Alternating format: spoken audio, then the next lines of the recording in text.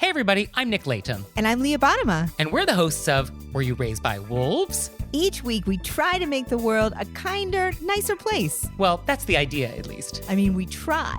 Have you ever wondered what to do if you're ghosted? Or what to do when a friend asks you to borrow money? Or the proper way to eat Cheetos?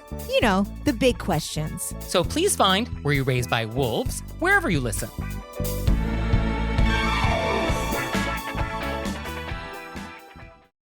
You're listening to Heritage Radio Network. I'm Lou Bank. And I'm Greg Benson. And this is an ad for Ancestral Agave Syrup, the critically acclaimed award-winning syrup that helps gringo bartenders better make margaritas, Negronis, Lou, hold up. Wait, old are you just fashions? This is how you start your podcast. What? It's not an ad for Ancestral Agave Syrup. Well, of course it is. I'm just cutting costs by not paying writers to make something new. I'm just using an old script. You pay writers? That's some kind of jab? No, I'm just saying that. What are you saying? Well, look, we've got this amazing syrup that's made in an ancestral manner, cooked down from the sap of the agave, harvested the way these families would to make pulque. It's a quality product. It deserves a quality presentation. Yeah, okay, hang on. Ancestral Agave Syrup is made by real families following traditional methods. Unlike the industrial Blue Weber syrup you get everywhere else, Ancestral is cooked down from agua miel, harvested from Salmiana in Hidalgo, Mexico. It is the grade A Vermont maple to the sticky diner syrup you've been using for your cocktails. Ingredients matter, both in how your cocktail tastes and how you treat the earth. Ancestral is better for both. Is that good? Sure. Or maybe confusing instead of cheesy. Look, just visit ancestralagave.com to learn more and to order your world-class agave syrup today. And we'll call that a wrap. Catch you next ad, Greg. Hasta pronto? Ancestral Agave Syrup. Available online at ancestralagave.org and wherever Greg and Lou are able to coerce store owners into carrying it. Agave Road Trip. Agave Road Trip. I'm Lou Bang. And I'm Linda Sullivan. And this is Agave Road Trip, the critically acclaimed award-winning podcast that helps Gringex bartenders better understand agave spirits. And rural Mexico. So, Linda. Morning. Morning. I've heard a lot about how bartenders use cocktails as a way to introduce their guests to Mexican spirits. You know, like Mezcal, Tequila, Raicilla, Bacanora, Sotol. And lately, I've also heard a little bit about using those same cocktails to introduce guests to the communities from which those spirits come. Turning, my theory is, turning the cocktail into a gateway to another culture. Ooh, that sounds fun. I'll walk that bridge. Right? Okay. Yes. Literally. Yes. Cocktails as cultural bridges. That is what we're going to be walking. So I spoke with 4 bartenders about this exact issue, right? Tell me what they had to say. Okay. So we're going to speak with Alex Dominguez, right? And he's at Calico in New York. We're going to speak with Mariane Garcia from Copitas in Puebla.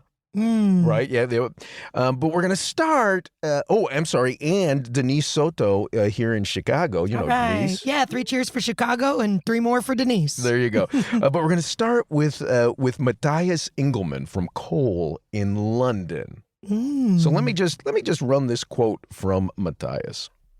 So if you use really raw squash and you made a squash like a cordial out of it, and it tastes almost like mango when it's like really, really raw.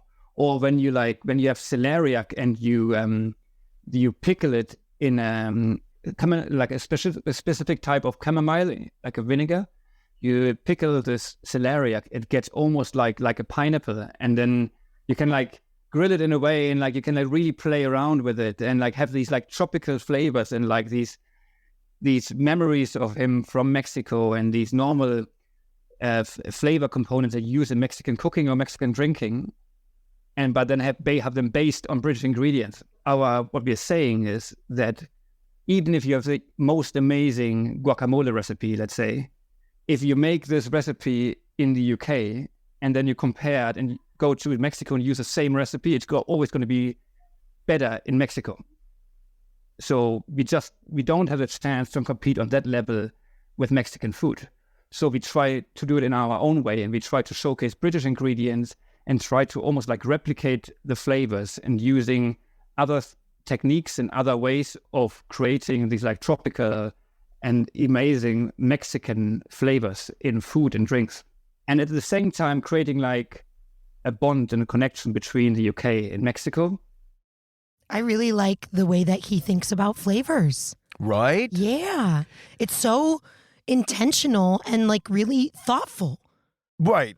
And and I love the idea that he's trying to use things that are local because, A, biodiversity and supporting local and minimizing carbon footprint, right?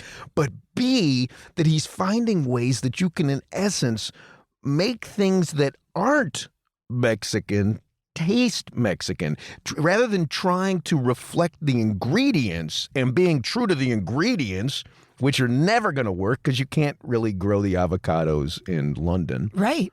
And there's so many places that you could build that little bridge. You could try to use the same ingredients. Like, I would say things like, a lot of folks who I know who work in agave, they like shopping at the Mexican markets. They'll go out of their neighborhood because you can get a thing of piloncillo or dried hibiscus or some of those ingredients that are Mexican, and maybe they're, they have less spoilage, or if they're dehydrated or whatever. So that's one way to connect. That's not the way he's talking about here. But you could also use techniques that in Mexican history. I mean, a mortar and pestle is a good example, right? I've seen multiple chefs, when going to Mexico, use that to grind their spices and the stone on stone, right?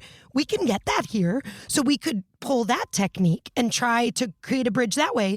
Then the way that he's saying is use the ingredients that are local to him, but approximate some of those flavors that feel inherently Mexican. I just love that there's so many ways to do it. I don't think there's any right and wrong in that. And there's more than the three I just mentioned, I'm sure, as well. Yeah. And I truly do love that that he's thinking about it not just from the food standpoint, but also from the cocktails, right? When he's talking about making those flavors for his cocktails because he wants people to taste Mexico or taste something that approximates the reasons why they would want to go to Mexico. I love that. Or appreciate and just learn more about it even. You open somebody's eyes by... I look on cocktail menus, and especially when I'm with friends who are not in the industry, and an ingredient that maybe you can't pronounce, or you just have never seen that word, or maybe it's a Spanish word, and you're not, you don't speak that language.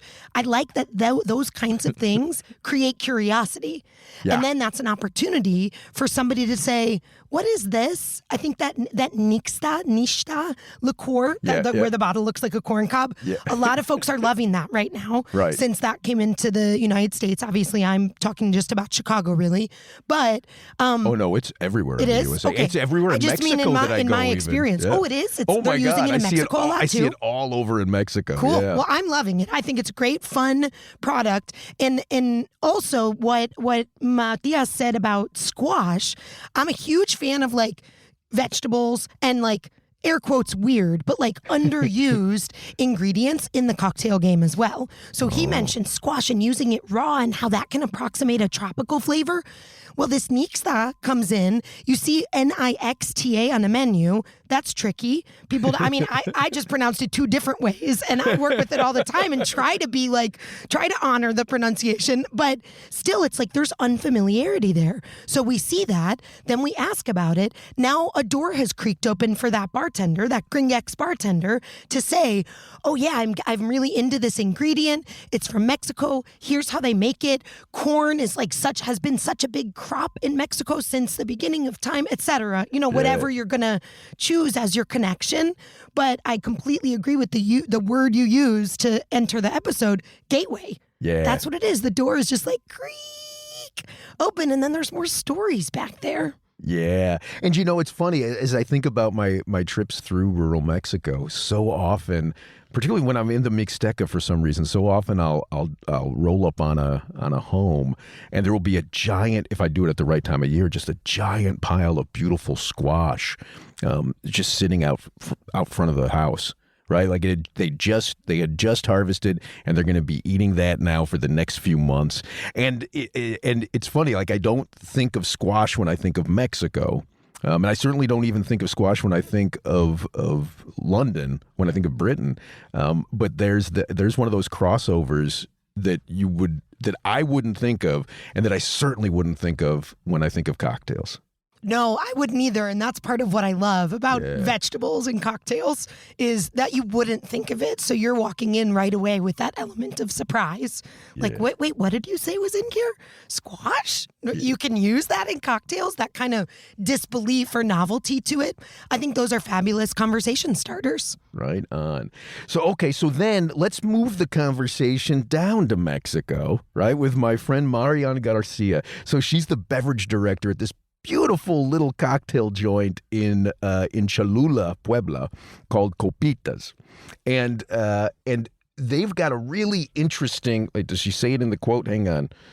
Yeah, she doesn't say it in the quote, so I'll say it. So she's got a really interesting position where she's in Mexico, and she wants every ingredient that's in her bar not only to reflect Mexico, but as often as possible to reflect Puebla. So, she's recognizing that she's got tourists coming from all over, many of whom, and locals, but, many of the tourists who come in are going to be people who have visited other places in Mexico and who think of Oaxaca or think of Mexico City. And she's like right between the two. What a cool identity piece that she is choosing to make a big part of her business. Yeah. I mean, she obviously is proud of being there. Yeah. And there's so much change across all the regions of Mexico. This is true in the United States too, right? Mm-hmm. We have food and drink around the country that reflects those regions, and people that are so proud to say, we live on the East Coast and we're brewing this beer with honey berries. I'm like, what's a honey berry? Well, they grow all over the place where we live, right? That's so cool. So she's really embracing that, it sounds like. Honeyberry just don't give a f***. Well, that's honey badger. But I like it. Let's change it. Yeah, okay. Okay, let's run Mariane's quote. Well, it's been hard to find some ingredients for the cocktails because we wanted to start with a bar with 100% of Mexican products. But it was really hard because we couldn't find these brands in any store or market or anything. So we only have a commercial rum, super commercial tequila, a lot of things, whiskey, gin. It was really hard. So we start to look around of the spirits that our community have. Jalisco is one of it. Craft liqueurs like a pasita. I don't know if you ever tried pasita in downtown Puebla.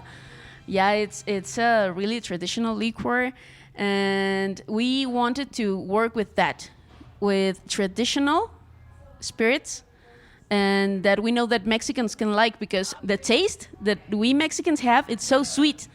It's super sweet.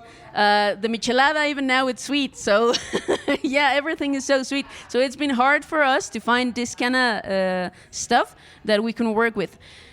So we went looking around and find some ingredients and start making these spirits in here. There's a place near here that's called Nealtican. They have a elderflower. It's from Saint Germain. But we wanted to work with some Mexican spirits, so we couldn't buy Saint Germain for the cocktails, so we started making it. We started working with some local products. We didn't know that near here, Cholula, there's a community called Nealtican, and the Popo, that's a volcano here, it's like 15 minutes away from Nealtican. So we think that the ashes of the Popo it makes to have another flavors in the products. Like they have growth of elderflower, and we wanted to work with liqueurs like Saint Germain, but it's not Mexican.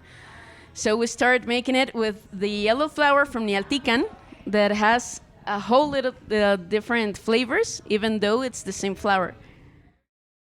Oh, wow.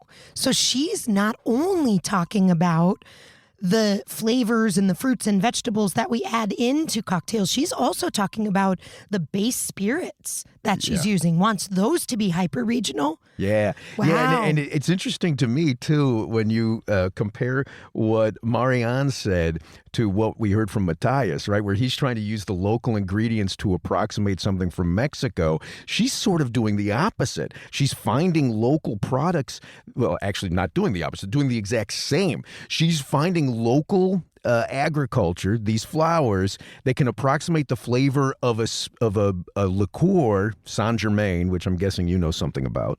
Yeah. Oh, and there's not a lot of Saint Germain has like a little Saint Germain, not Saint Germain. Yeah, okay. Yeah. Has a little bit of a monopoly in that category. There are a couple other liqueurs that are like off-brand, but they have a much different flavor profile. What is like around the elderflower flavor and supporting it. Mm-hmm. So I know a lot of bartenders that are like, I can't sub for it. It just brings way too much other, maybe lychee or pear or something that's not really in the original. But I see what you're saying. She's doing the same thing as Matthias is doing. Yeah. She's saying, I'm going to use what's local here to approximate what people drink in other parts of the world. And Matthias is saying, I'm going to use stuff local here in the UK to approximate what people drink in other parts of the world. Yeah. But that's super cool to me.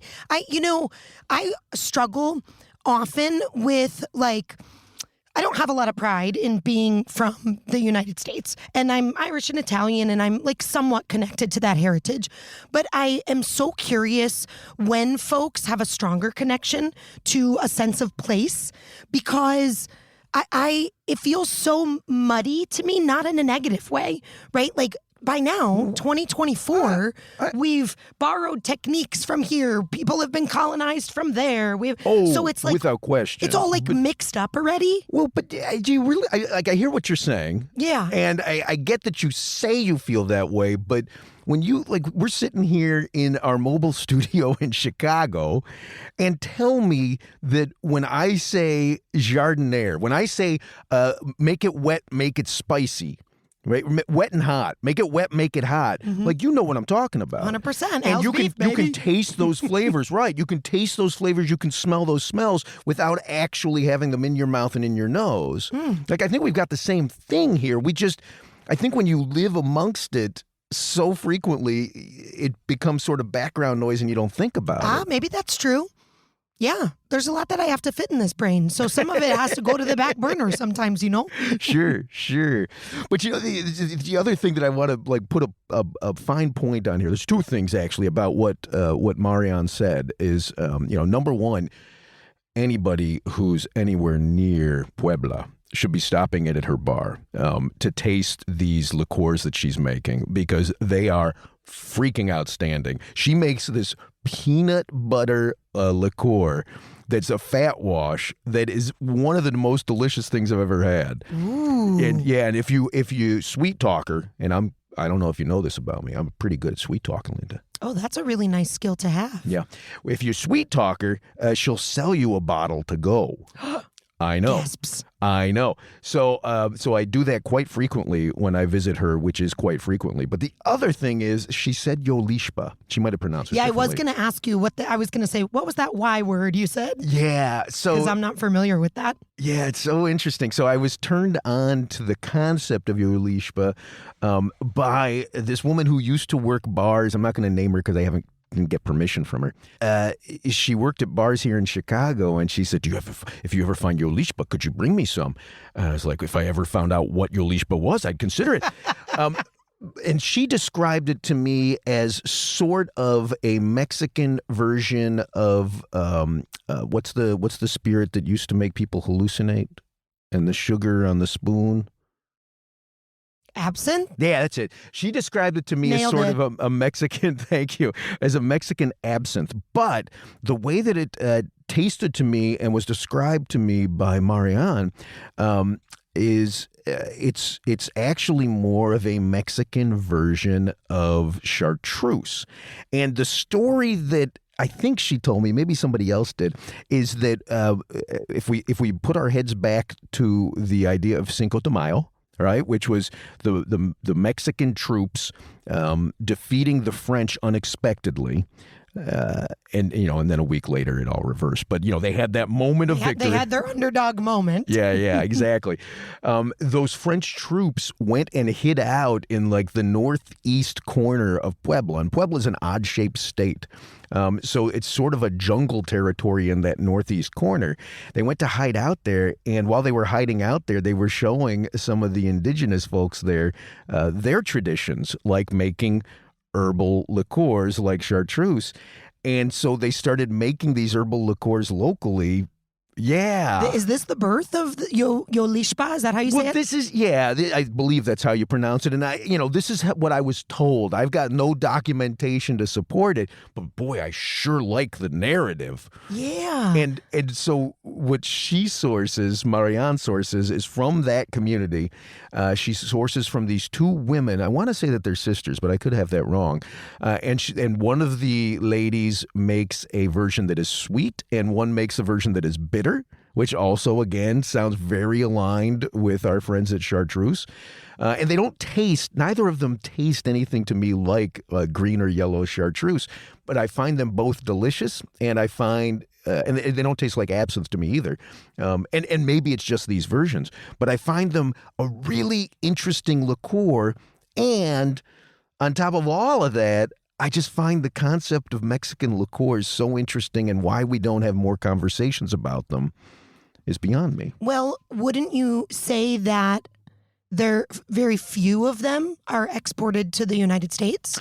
In number, but I would actually say that one of them is probably, if you remove all tequila brands, one of them is probably the best-selling Mexican spirits brand in the USA. And we never talk about it as being from Mexico. You're being very quiet, Linda, because you're afraid to take a stab, aren't you? No, you don't even have a guess. No, I'm going to say this. Yes. My initial thought was Ancho Reyes. Nope.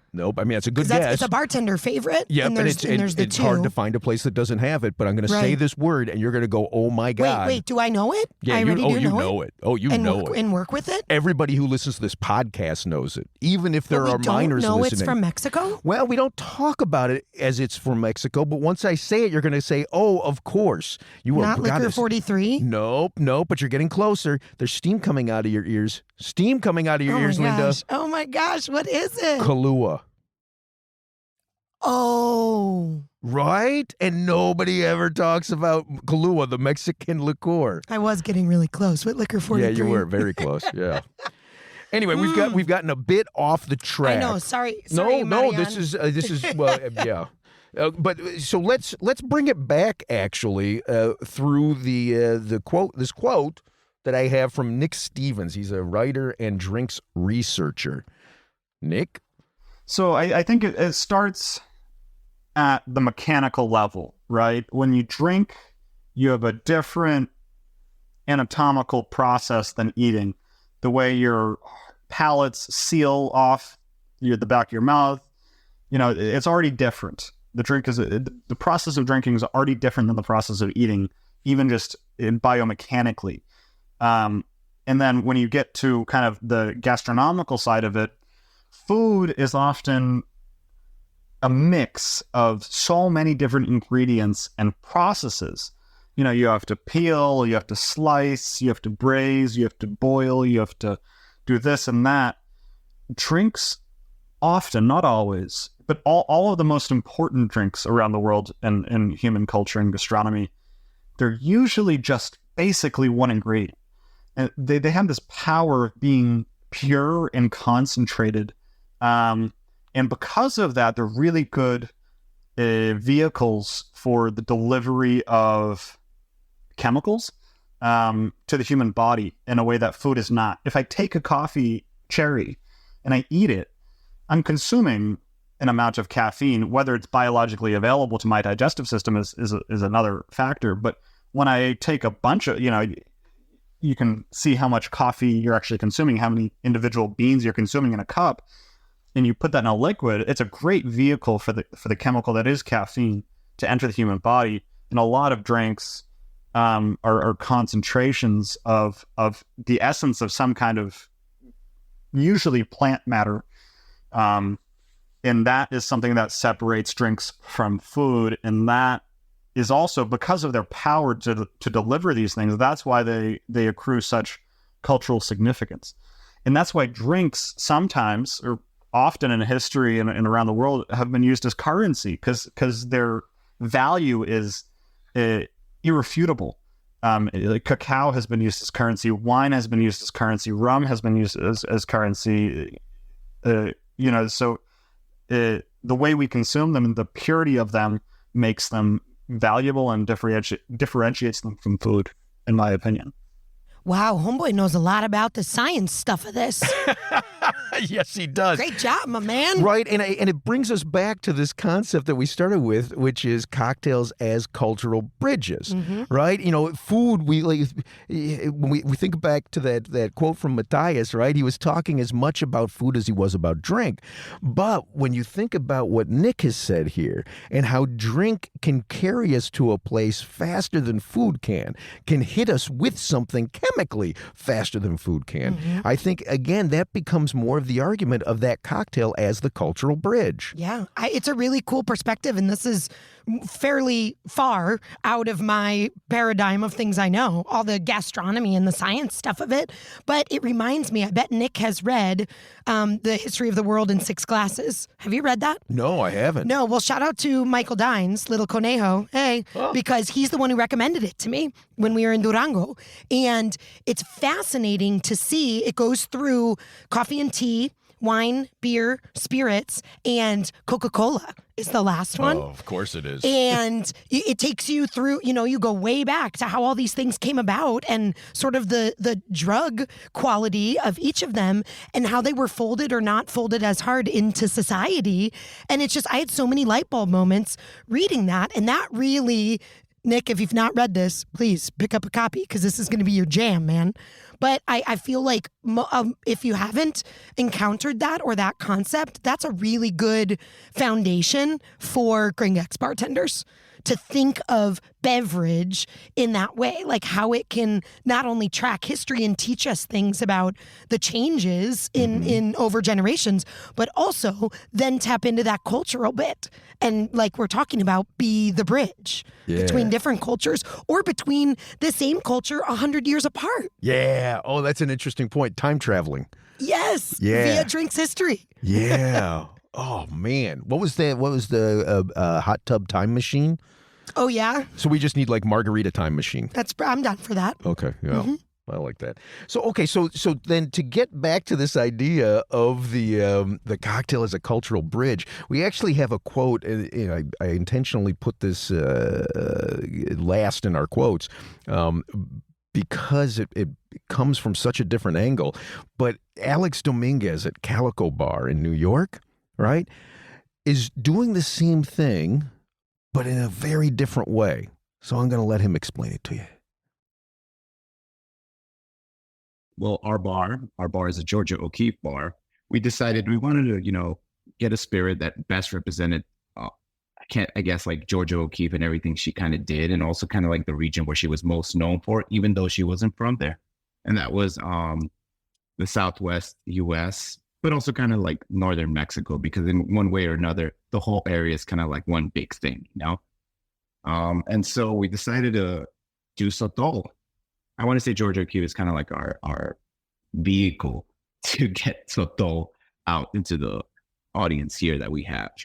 So, a Georgia O'Keeffe bar. We've got like 6 of those here in Chicago, right? No way. But I love that. Okay, so this to me is like a really artistic approach to how he wanted to create his narrative for that bar. I mean, pulling in an artistic and literary and like iconic reference like that is awesome. And we see this in smaller ways all over the place. I mean, he's really jumped in and been like, I'm committed to Georgia O'Keeffe. The whole bar is Georgia O'Keeffe. Right. But if you look around cocktail menus here in Chicago or anywhere, you've got cocktails named after celebrities or historical figures. Up at Nobody's Darling, they have a Nina Simone cocktail that's mezcal based. Okay. It's beautiful and it fits the narrative and some of the stories they want to tell.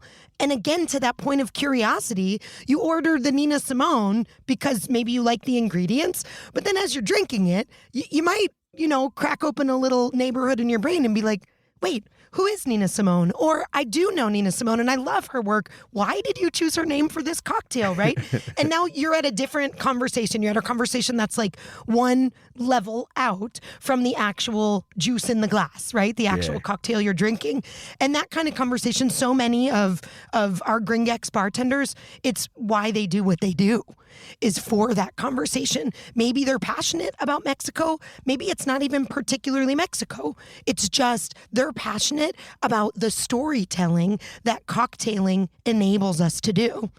Right on. I think choosing that motif for a bar is super brave as well, because you don't know who else likes or knows about Georgia O'Keeffe. Right. You know what? I don't feel like a Georgia O'Keeffe bar tonight. Let's is there an Andy Warhol bar? Right, what vibe are we going for? Yeah. But the thing is, you don't even have to know or care about Georgia O'Keeffe. You could be smitten with the drink you had or the atmosphere or the service in his bar. And as a result, maybe turn over a little bit more curiosity for what he's putting forth, that narrative of Georgia O'Keeffe. Ooh, am I hungry? Let's make a quiche a little after breakfast. this. Georgia O'Keeffe. So all of that went through my head after I got this quote. And so I went to find somebody who is has his doctorate in they have their doctorate in art history, and maybe is also a lecturer at MIT Sloan, and founded an organization called Tilt. And I found this gentleman named Aithan Shapira, who's also my brother-in-law, and so I asked. Didn't have to look too far. And so I asked Aithan. I told him about this Calico, about the bar and about the concept. And I asked him what he thought, and here's what he said.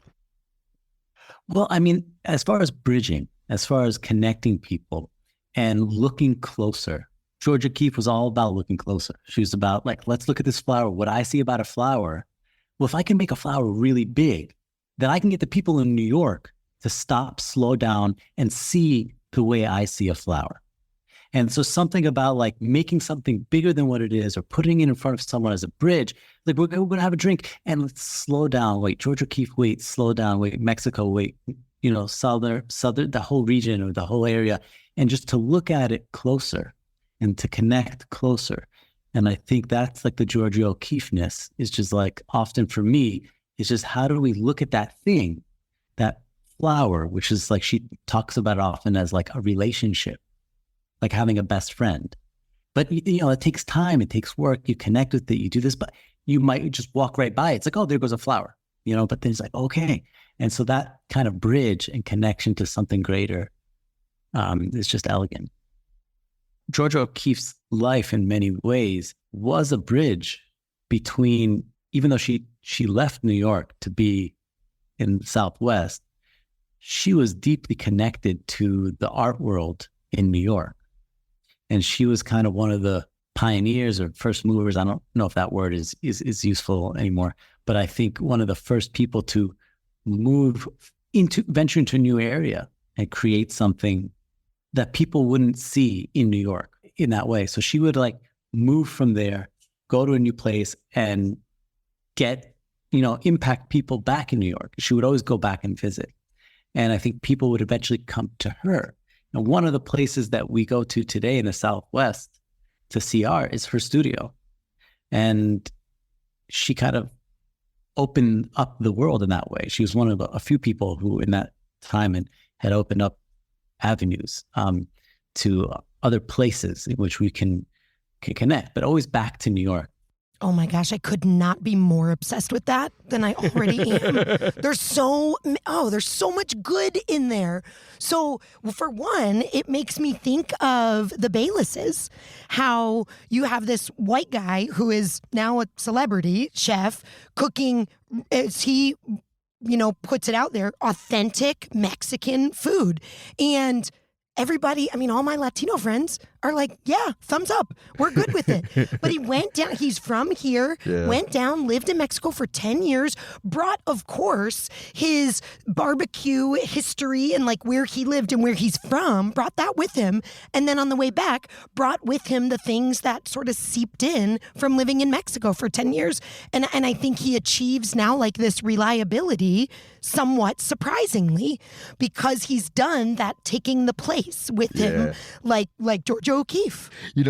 One of my friends told me that she asked her mother, I think it was for her tamal recipe. I think that's right. It was some recipe, and her mom gave her the recipe from Rick Bayless's book, and every time she asked for a recipe that her mom would make for her that she loved from growing up, it always came from Rick's books.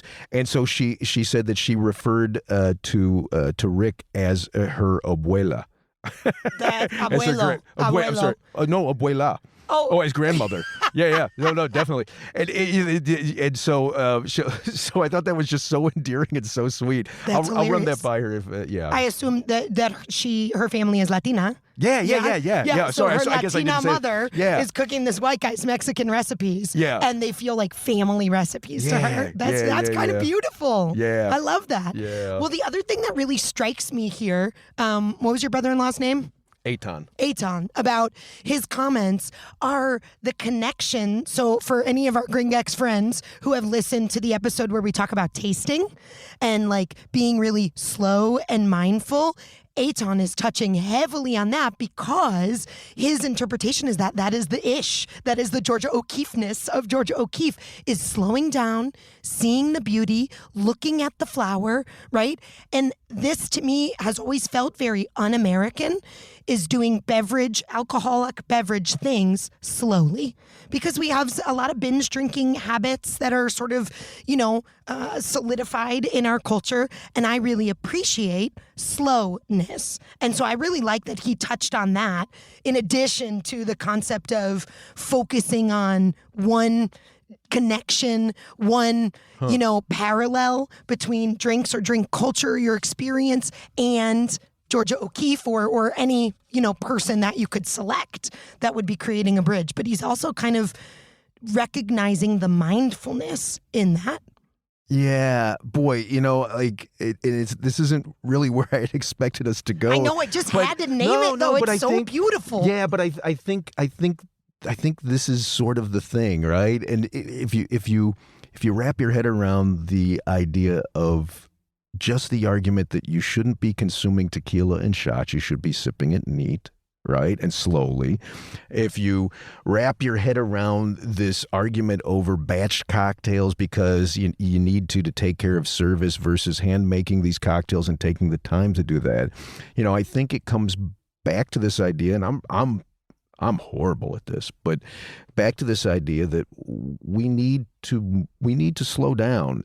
We need to, if we want to truly appreciate our lives, we need to truly appreciate the world around us. We need to appreciate, we're talking about these other cultures, and it's not inaccurate, but it's really hard to recognize another culture when you don't even recognize your own because you move so quickly. Yeah, and it's so hard because so many of the rewards in our culture here, they reward the fast forward and the grind and the, and they don't reward the stillness as much. And by reward, I can mean, that can mean a million things. Yeah. Sometimes it's just the internal satisfaction. I often say to my therapist and friends that I get really frustrated with doing the quiet inner work because it's not celebrated. Yes, I would like a party for successfully doing my 8-minute meditation in the morning every day of the week. But the air quotes reward for that in our society are not real strong.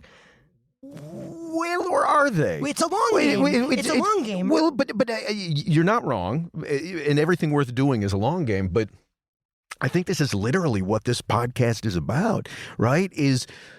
We've got a podcast about a spirit that's made by hand in a pre-industrial manner at a time when everything is like, I've got a computer in my pocket that's more sophisticated than the tools that were used to sand a couple people to the moon. And I think that says something. I think there's a reason that we're drawn to this. I think there's a reason that we want the Georgia O'Keefeness in our lives. Not to give Georgia credit for the things that Lalo does, but I think that there's a connectivity there that, when Georgia O'Keeffe was doing this, was saying, God, what's the quote from Georgia? Hang on, I've got a good quote from Georgia here. She said, "Most people in the city rush around, so they have no time to look at a flower. I want them to see it, whether they want to or not." And, this quote from Georgia O'Keeffe is from what, the 1920s? Yeah. And that's 100 years ago. We were rushing around 100 years ago, and we continue to rush around. And yet then there's these things that speak to our, not everybody's heart. If Mezcal is 2.4% of tequila by volume. Like, it's a tiny little, but it's speaking to some portion of us, to the hearts, or some portion of our hearts, in a way that I think we need to start being more mindful of and recognize. Yeah, I 100% agree. I think we're doing the salmon upstream situation. Even if there's a desire in us, whatever the collective us is, whoever, I think it's hard. We're swimming against the grain because success and advancement and technology. That's a beautiful metaphor. All of that stuff moves in fast forward, and it's like, I really think that we are rewarded for flowing with it. So to turn around and flow against it might be really, it might improve us. There might be growth there. There might be richer connection or more beauty recognized. But I still think it is hard, and society doesn't stand up and give us a standing ovation for it. Well, I think that's the perfect metaphor because, and maybe I'm being a little too extreme, but if the salmon don't go upstream, they die. If they don't go against the grain, there's no next generation of salmon. And I'm extending your metaphor, and it's still a metaphor. It's not like scientific fact, but I really do think that there's something to that if we don't spend more time swimming upstream and going against the grain, we're not going to be around. And this is off of what the area that we're driving towards, but that scares me sometimes, that beauty is not platformed enough, like held up and paused and looked at, and the real awesome, not the watered down way we use it. Like, I sometimes I worry that as we move forward and we get like better at societying, that beauty kind of falls by the wayside. So I'm a big fan of trying to find the artistry in all these things, whether it's beverages, whether it's taking a walk around the block. Yeah. And I think, I get what you're saying, that we don't always value it. But, here we've got quotes from Alex and Matthias and Mariane, and they clearly do. They clearly do. Yeah. They're my people. Yeah. Okay. Well, so I think, unless you got you got anything to add to that? I mean, we could talk about this all day, but well, we got to wrap it. We can't because point. The studio's getting really hot. I know, that's a fact. Yeah. You took off your shoes. Don't tell the world that. Well, I didn't. The people who listen to the podcast, it's only like 3 people. Okay, Linda, I will catch you next episode. Hasta luego. You've been listening to Agave Road Trip, the critically acclaimed award-winning podcast that helps Gringex bartenders better understand agave spirits, and rural Mexico. We're blessed with sound engineering by Raicilla and a theme song performed by Gabriel Oliveira and Marco Ricos. Sign up to become a road tripper and listen to more episodes at agaveroadtrip.com. If you enjoyed this podcast, please let us know. And if you hated it, well, I'm sure you'll let us know that too. You can also find us on Facebook and Instagram at Agave Road Trip. Agave Road Trip is a production of 10 Angry Pit Bulls, Inc.